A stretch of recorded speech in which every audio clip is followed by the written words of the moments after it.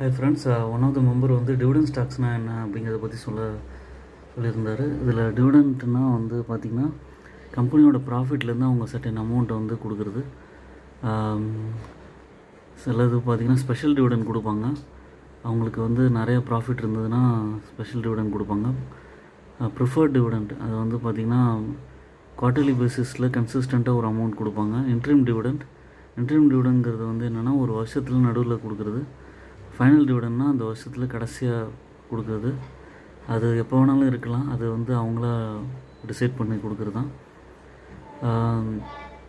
Common type of dividend வந்து கொடுக்கும்போது கேஷாக தான் முன்னாடிலாம் வந்து பேப்பரில் கொடுத்துட்டு இருந்தாங்க.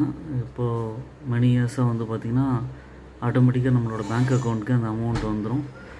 டிவிடெண்ட் கொடுக்கும்போது பார்த்திங்கன்னா ஷேரோட ப்ரைஸ் அஃபெக்ட் ஆகுமா அப்படிங்கிற மாதிரி செக் பண்ணி பார்த்திங்கன்னா, ஃபார் எக்ஸாம்பிள் ஒரு ஷேரோட ப்ரைஸ் 100 rupees இருக்குன்னா என்றைக்கு வந்து அந்த டிவிடெண்ட் பே அவுட் நடக்குதோ அன்றைக்கி வந்து 98 rupees ட்ரேட் ஆகும் அந்த எக்ஸ்டேட்டுக்கு அப்புறம்.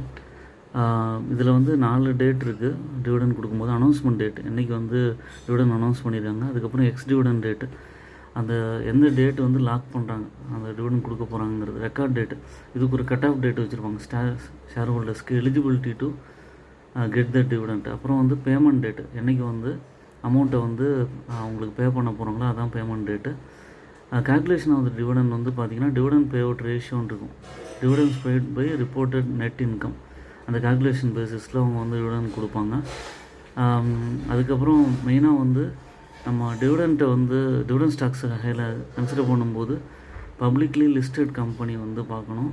அதுலேருந்து வர அமௌண்ட்டை வந்து ரீஇன்வெஸ்ட்மெண்ட் பண்ண பார்க்கணும். மெயினாக வந்து டிவிடெண்ட்டை செக் பண்ணும்போது பேலன்ஸ் ஷீட் நல்லா இருக்கா, கேஷ் ஃப்ளோ ஸ்டேட்மெண்ட் நல்லா இருக்கா, இன்கம் ஸ்டேட்மெண்ட்லாம் நல்லா இருக்காங்கிற மாதிரி பார்க்கணும் அந்த கம்பெனி. அப்புறம் வந்து ஸ்டாக் ஷுட் பே அவுட் 50% மேலே டிவிடெண்ட் கொடுக்குற கம்பெனியாக நீங்கள் வந்து எடுக்கலாம். அப்புறம் dividend yield should be 3% to 6% இருக்கிற கம்பெனியாக எடுத்திங்கன்னா உங்களுக்கு ரொம்ப நல்லாயிருக்கும். டெட் ஃப்ரீ கம்பெனியாக எடுத்திங்கன்னா ரொம்ப நல்லது.